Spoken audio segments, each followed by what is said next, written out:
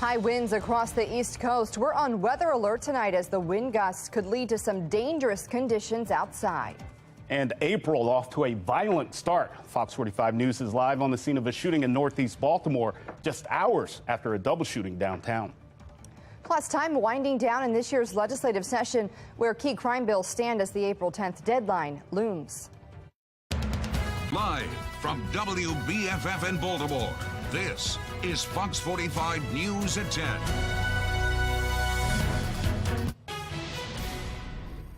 Good evening, I'm Maxine Stryker. And I'm Vincent Hill. We are on weather alert tonight for high winds throughout the area. Downed trees and power lines are a risk, as we saw in Harford County.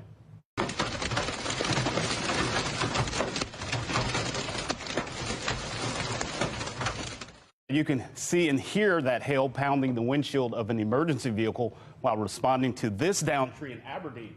Fell right on the top of a front door. One person was inside but was not injured. And in Sussex County, first responders spotted a funnel cloud near Bridgeville. It was around 6 o'clock, while also investigating some downed trees and wires there on the eastern shore. And a little further east, Cameron Goff shared this video from his dad's front yard in Delaware. This is in the Bridgeville area. You can see a tornado starting to form just outside their neighborhood. Unfortunately, there are multiple reports tonight that this tornado went on to cause some significant damage. Today's high winds, all part of a larger system that's creating major damage in the middle of the country. A look at the damage in Indiana and Arkansas as at least 21 people are dead following a series of tornadoes. Yeah, here at home, we are continuing to track that system. Let's check in with meteorologist Jasmine Lomax. Hey guys, we are still keeping track of a few showers, but the good news is that the severe threat has diminished. We're still talking the chance for very windy conditions, and you may hear those winds tonight as we look at gusts possibly exceeding 50 miles per hour. Now here's a look on the HD radar of the showers and the storms that moved through earlier on. We had several severe thunderstorm warnings in place, and on the eastern shore, a couple of tornado warnings also in parts of Delaware and New Jersey. Notice now that rain is on the lighter side, starting to dissipate. As we head into the night, we'll stay mostly dry, but we're still tracking very windy conditions. This high wind warning goes through very early tomorrow morning, but even as we head into the afternoon, we're still talking a pretty breezy day for your Sunday. Coming up, I'll have a look at just how windy it'll be tomorrow and when we finally quiet down in my Weather Authority forecast. Back to you. All right, Jasmine, thank you. Take a look at this. William Park sending in these pictures after a hailstorm in Hampstead and Carroll County. These were taken just after 6:30 this evening, so keep sending us your best weather pictures and videos through chime in at foxbaltimore.com or through the WBFF app. Anytime inclement weather hits, you can have the forecast right in the palm of your hand. Download the Fox 45 weather app and search for WBFF in your app store to get started. Fox 45 following breaking news, a shooting along Woodring Avenue in Northeast Baltimore. Police confirm multiple people were shot. Fox 45 News has a crew on the scene and will continue to monitor the situation as it develops. And as the calendar turns to April, the bloodshed in Baltimore, it continues. Yeah, Baltimore police also investigating a double shooting along West 22nd Street in North Baltimore. That's just about a block away from the Maryland Avenue subway station. Two men were shot, ages 25 and 38. Both were taken to the hospital. Anyone with information is asked to call Metro Crime Stoppers. And calls to address crime are growing louder in Annapolis. 3 bills are currently on the table as the legislative session winds down. Senate Bill 564, it makes the theft of any handgun a felony. House Bill 952, the Repeat Violent Offenders Act, that increases fines and jail time for gun crimes. It also closes a loophole in which drug dealers get a lighter sentence than someone convicted for the same offense. And House Bill 481, that's Ivan Bates' bill. It will increase the maximum jail time if passed from 3 years to 5 for those older than 21 convicted of illegally possessing a handgun. I've gone to too many funerals.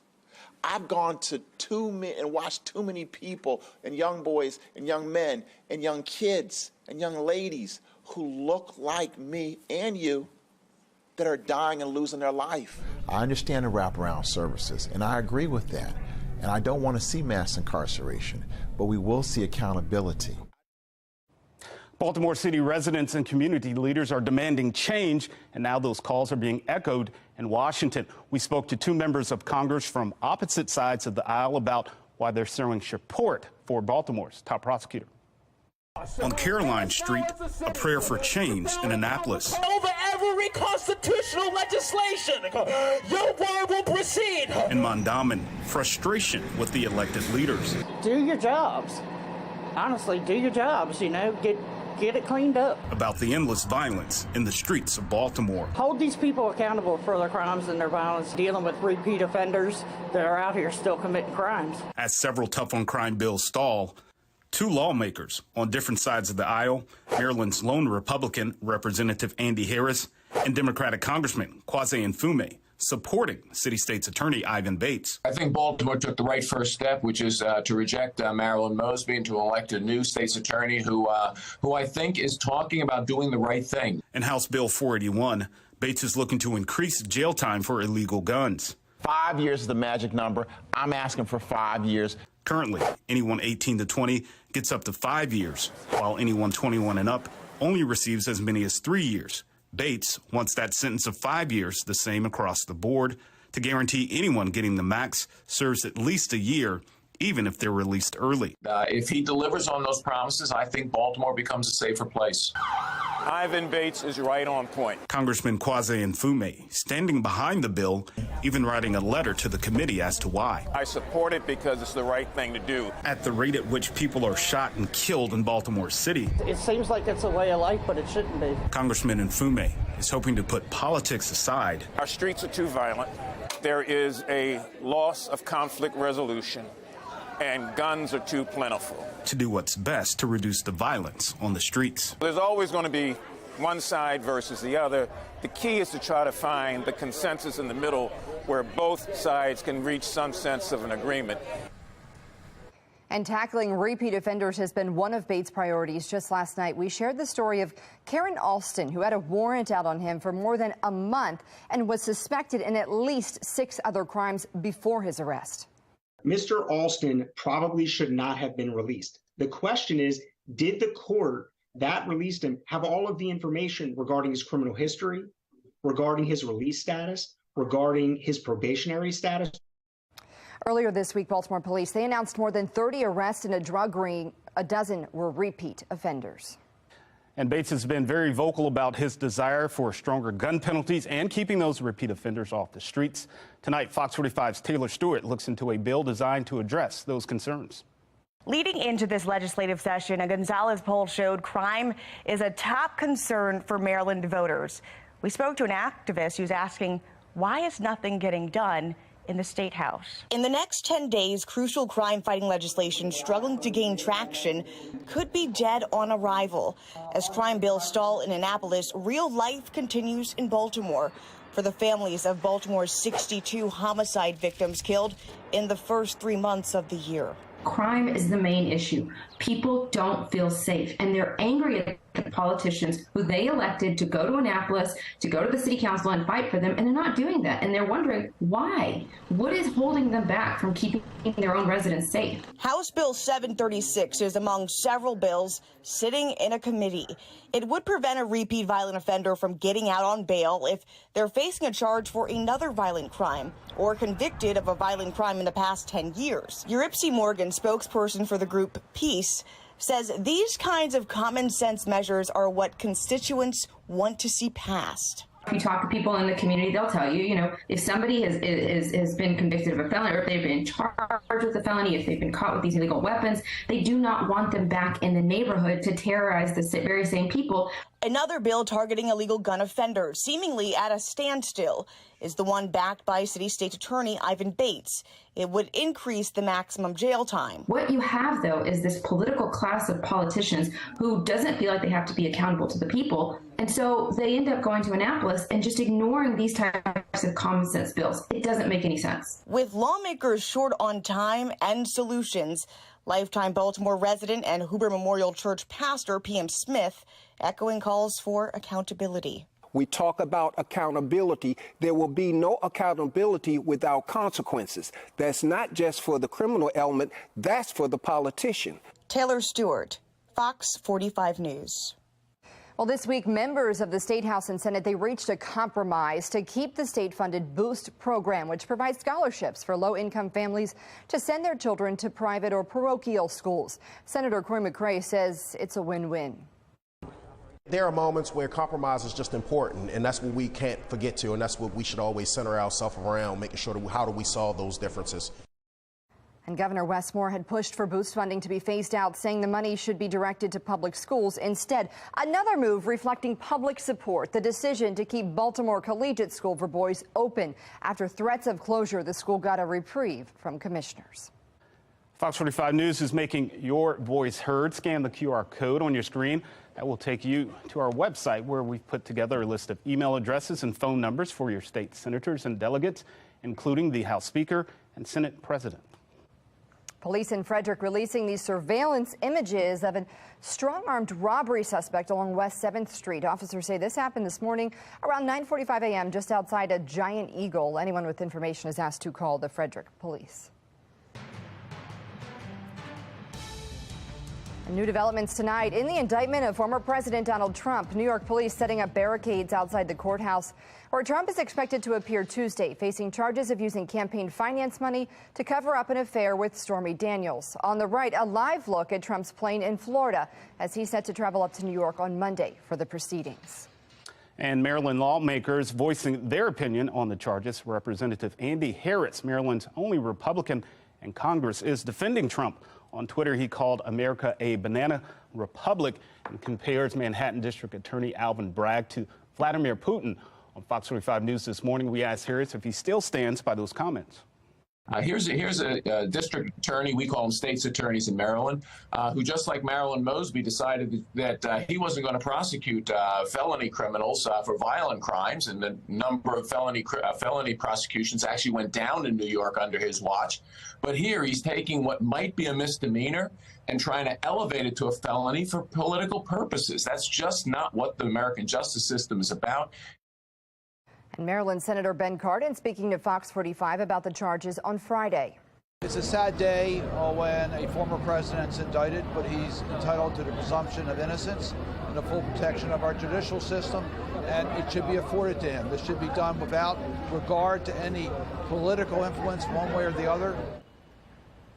And we'll continue to follow the indictment as it develops. We'll have much more on air and online in the coming days.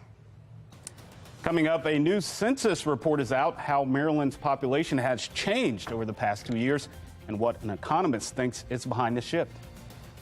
Should members of Congress be limited in how long they can serve on Capitol Hill, or should voters decide? I'm Christine Frizzell with why that question is coming up once again.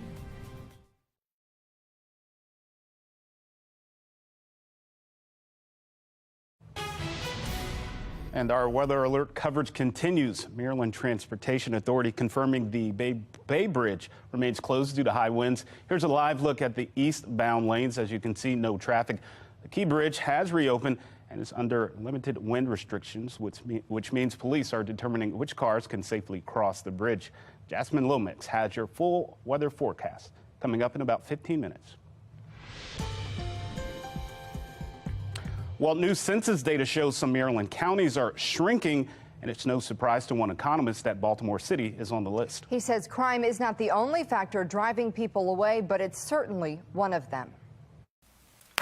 New population estimates from the U.S. Census Bureau show losses in Baltimore City and Baltimore County are accelerating.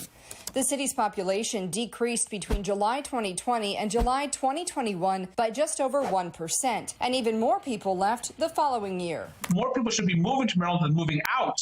But in fact, the opposite is transpiring. Over the past 2 years, populations have dropped by over 20,000 people combined in the city and county. Economist Anaban Basu says crime is definitely a factor. Some of our communities are very highly taxed. They're very expensive places in which to live. People are worried about crime, of course, including in Baltimore County, which also lost population. And think about what's happening in downtown Towson recently as an example. Baltimore County saw a record number of homicides in 2021. And this year in Towson, There's been concerns over crime after several rapes and shootings. And in Baltimore City, there have been more than 300 homicides for the past 8 years. Despite revitalization efforts, Basu says it doesn't seem to be enough. Yeah, there's some good things happening in Baltimore City, obviously, including a refurbished arena, and people are really impressed with how the arena looks right now. Obviously, a new Lexington Market, lots of work around Penn Station, a new neighborhood at Baltimore Peninsula, so on and so forth. But population continues to decline. High crime, high taxes, concerns about the school system. And by the way, Baltimore County is afflicted with some of these same issues. In fact, residents have been leaving Baltimore City for years. From 2010 through 2020, Baltimore City's population fell by roughly 35,000 residents, a nearly 6% loss. Fighting crime naturally, but also working on improving the schools, working on accountability with respect to the public educational systems, and maybe some tax relief. The new census data shows neighboring Howard, Harford, and Anne Arundel counties have seen gains since 2020. It may be people are moving there or even our neighboring states, according to Basu. He says the solution to growing, not shrinking, starts with new leadership. You need leadership that understands that we need to have a vibrant economy, that business is not the enemy, that the way to maximize taxable income is not necessarily by raising tax rates, but in fact by making the economy bigger and actually lowering tax rates in many cases so that it's a more attractive place in which to live and work. That's what we need to do. And as a whole, Maryland's population went down by about 9,000 people over the past 2 years. U.S. population is up, though, with an estimated increase of about 2 million people. Taking a live look at Capitol Hill as talks about term limits are picking back up in Congress. Approval ratings are hovering below 30%, and some lawmakers feel it's time for a change. National correspondent Christine Frizzell has that story. Let me put it this way. They are some of the most powerful lawmakers on Capitol Hill, and their combined age, 323 years, is not the problem. We've been here longer. Their combined years of service, 160 years, is, for some, calling for change. Enmeshed in backroom deals and broken promises, our capital has too often become a political playground for the powerful and the well-connected. For years, Senator Ted Cruz has been calling for term limits. Now he, along with Congressman Ralph Norman, has proposed a constitutional amendment to limit the number of terms members of Congress may serve. 3 two-year terms for members of the House and 2 6-year terms for the Senate, though Cruz himself is currently running for a 3rd term. I've introduced a constitutional amendment to put that into the Constitution. But you're still running. And if and when it passes, I will happily comply. I've never said I'm going to unilaterally comply. Supporters say it's long overdue, despite a similar bill supported by the public failing back in 1995. I support term limits. Unfortunately, a lot of people don't participate. The majority of folks just don't participate in those critical midterm elections and primaries. Many Democrats, though, oppose the plan. They say for one simple reason: experience matters. I've gone through the economic collapse of 2008. So as people are talking about recession now, many of us are talking about what we did and to get out of it. Government is very complex. The only people that know what's going on under term limits are the lobbyists and your paid staff. Why do you think term limits, though, is so popular with voters? Because it rings well, throw the bums out. Others say term limits already exist in a sense, allowing voters to decide. In Washington, I'm Christine Frizzell. Well, that brings us to our question of the day. Would you support term limits for congressional leaders? So far, 96% of people who voted say yes. Head to foxbaltimore.com/vote and click on the Pulse tab to weigh in. And more than 70% of voters here in Baltimore approved term limits on the November ballot. The mayor, comptroller, and city council members will be limited to 2 terms starting in the next election cycle. Coming up, Twitter changes its verification rules and some big-time accounts aren't happy. How the White House is responding. And a musical legend leaving her mark on Maryland, how Dionne Warwick is being recognized for her contributions to the industry.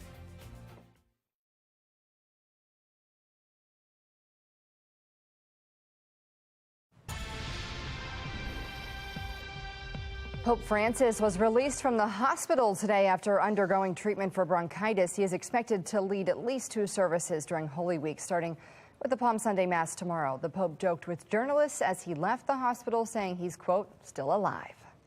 Well, Twitter is beginning to phase out those blue check marks on verified accounts that were approved before Elon Musk took over the company. Anyone who wants to keep the blue check will have to pay an $8 monthly fee. Several prominent institutions, including the White House, are not going to pay.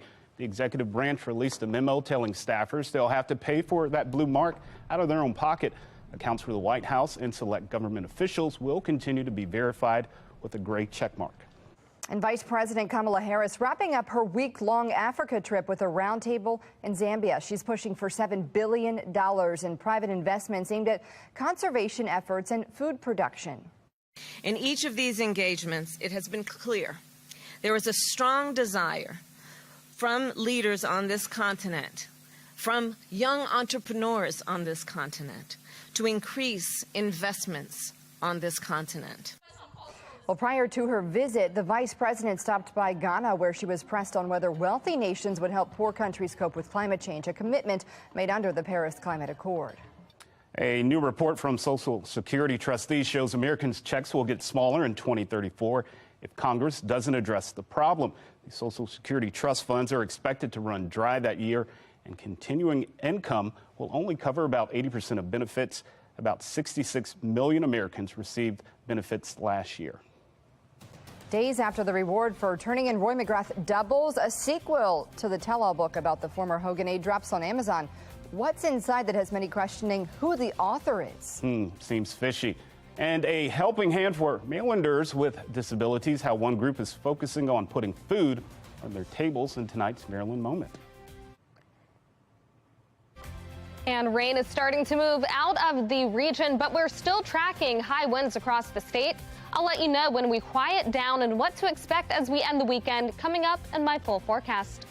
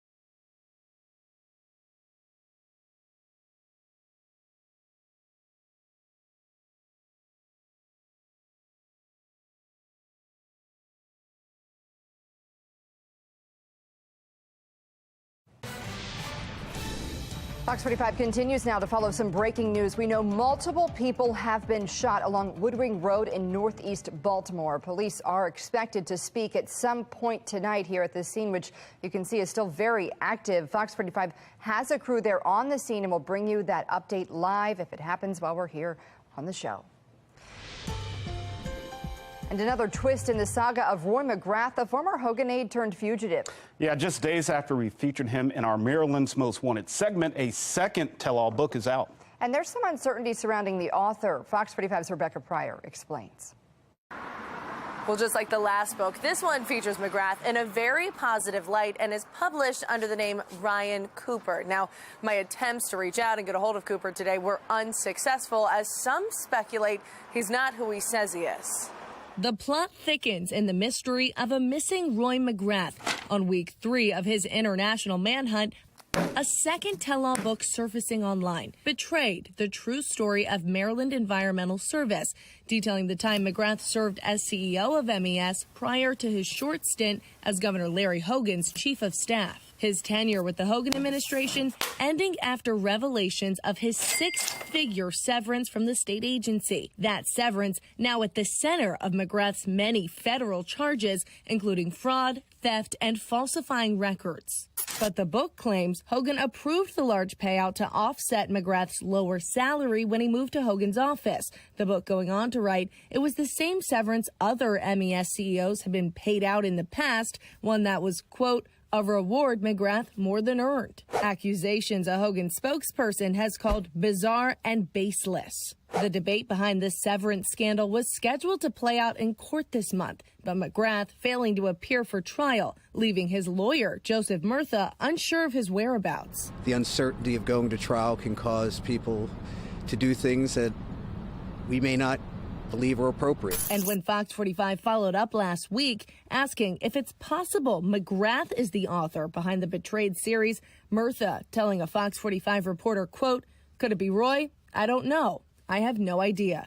It's a popular theory circulating among the book's critics, one writing, I bet large that Roy wrote most or all of this by himself. Another writing, Roy almost certainly wrote this nonsense. The author listed is Ryan Cooper, but Fox 45 was unable to confirm his identity or relationship with McGrath. Meanwhile, on the cover of the second book is another twist in this tale. A description of the photo claims it's Beth Wooten, another MES employee who's publicly criticized McGrath's leadership in the past and who the book blames for the severance scandal coming to light. The book concludes with a bullet point timeline about Hogan allegedly betrayed McGrath and promises of a third book yet to come. And an update in the search for McGrath. Just this week, the U.S. Marshal Service and the FBI, they combined to offer a reward of $20,000 for anyone with any information that could lead to McGrath's capture.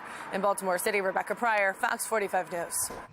And Fox 45 has done extensive reporting on the Roy McGrath story. For a closer look at the timeline of the case and our complete coverage, head to foxbaltimore.com. Excuse me. Well, picking up the pieces tonight across much of Middle America, tornadoes reported in at least 7 states over the past 36 hours. At least 21 people are dead. On the top of your screen there, that's devastation in Illinois as a church roof collapsed and a man was killed as a theater roof caves in. And on the bottom, more damage in Arkansas from storms that sent at least 25 people to the hospital. Arkansas Governor Sarah Huckabee Sanders says she's been in constant contact with the president. Anything that Arkansas needs from a city, a county, a state, and a federal perspective, I would say that everyone is working in total lockstep, and we're going to do everything we can to make sure the people of our state are back on their feet again. The National Weather Service reporting at least 65 locations that tornadoes were spotted or caused damage. And Jasmine, we remain on weather alert with plenty of high winds, right? So how are we looking here in Baltimore? Well, the good news is our severe threat's starting to decline. That high wind warning lasts for just a few more hours. And then tomorrow, still breezy, but it's going to be a nice and dry day. We are still seeing a little bit of light rain now moving past the eastern shore. We're finally starting to dry out as that cold front passes over our region. Notice that cold front's moving toward the Atlantic and the storms are ahead of that. Most of the region now starting to dry out, and we're looking at a nice and dry night and day tomorrow. Here's a look at some of those wind gusts that we had. 40, 50, and even 60-mile-per-hour gust recorded. So certainly a very windy day, and still looking at gusty conditions as we head into the night. This high wind warning runs through tomorrow morning, just after midnight. Then that is going to expire. We are expecting breezy conditions, though, as we head into the afternoon. So still be prepared for some gusty winds at times. 53 for the current temperature, and we are quickly starting to cool down. Behind that cold front, cold air will rush in, and that's going to make it feel much cooler, especially tomorrow. Temperatures are in the 30s, 40s, and still the 50s in some areas across the state. But again, as that cold front continues to pass, the cold air rushes in. Notice overnight we stay dry, but we are talking gusty conditions with winds around 20, 30 miles per hour. We'll wake up to dry weather tomorrow. Plenty of sunshine. It'll be the breeziest in the morning, but as we head into the afternoon, our winds start to lower. High pressure will keep us nice and dry as it builds over the region, and we will stay quiet as we head into Monday. That will be a great day to enjoy. We're talking lots of sunshine and temperatures returning to the 70s. We stay dry over the next several days, but as we head into the middle of the week, we have our next chance for a few scattered showers on Wednesday and Thursday. We stay dry on Friday and mostly dry as we head into Saturday. Temperatures drop to 40 overnight. Again, we stay dry after midnight. The rain's already starting to clear. We could have wind gusts exceeding 35 miles per hour. And then tomorrow, not as breezy, but still, at times, you're going to notice those wind gusts, and it will make it feel cooler. 57 for the high temperature. That's below average for this time of year, but expect plenty of sunshine. The nice warm-up comes as we start the work week. 71 for the high, 77 on Tuesday. Then on Wednesday, we're looking at temperatures in the mid-70s with the chance for scattered showers. Rain continues on Thursday. Highs will be around 74.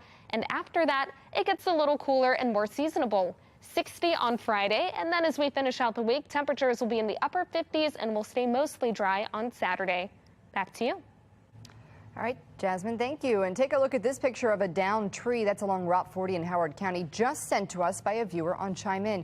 You can see a few Howard County police cars as the tree covers most of the roadway there. Another example of some of the damage from these high winds here today. And today with Fox 45 News, our team of meteorologists will be tracking the winds throughout the night. Wake up with meteorologist Amy Arison for the latest forecast, starting tomorrow at 7 a.m.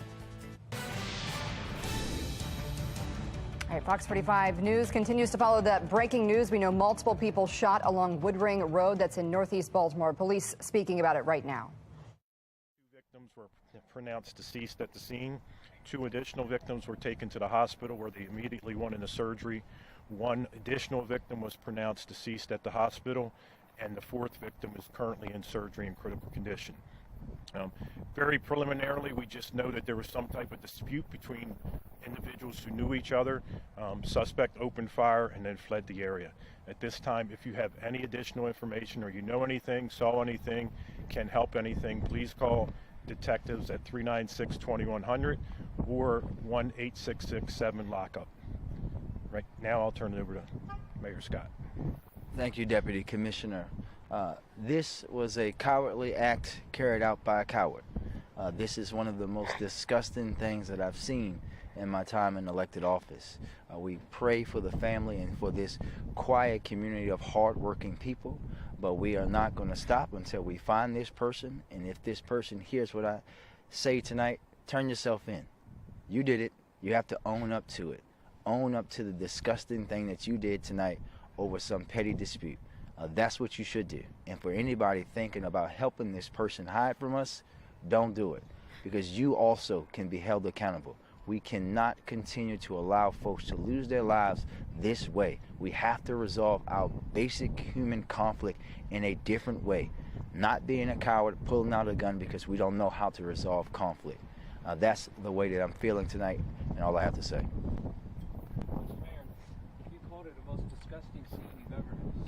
One of the most. You've been to a lot of these. We've been to a lot of these with you. What makes this more disgusting than any other? We'll tell you about that a little bit later, Dave. Because the investigation is just starting, we don't give out any details on that. We'll let you know. You'll find out why very quickly. Deputy Commissioner, did this start inside, outside? can you give us that? We know that it started, it ended outside. We do not know where it started. Do you have a suspect, identified? We do not. Right now, it's an active investigation. Behind us, our homicide detectives are working the scene actively with officers trying to identify the suspect and everything that we can about the suspect. Anything else? All right. Thank you, guys. Thank you. We don't know at this time, no. Thank you, guys. Thank you. From Richard Worley and Mayor Brandon Scott right now on the scene in northeast Baltimore where multiple people were shot. We've learned 2 people have been killed and 2 people injured in this shooting. The mayor calling it one of the worst scenes he's ever been to. And as you know, he has been to quite a few in the city this year alone and many more in previous years. He was asked what makes this one so disgusting, I think the word was, and he said that once we learn the details of what happened here tonight, we will know why. So more information to come on this deadly shooting in northeast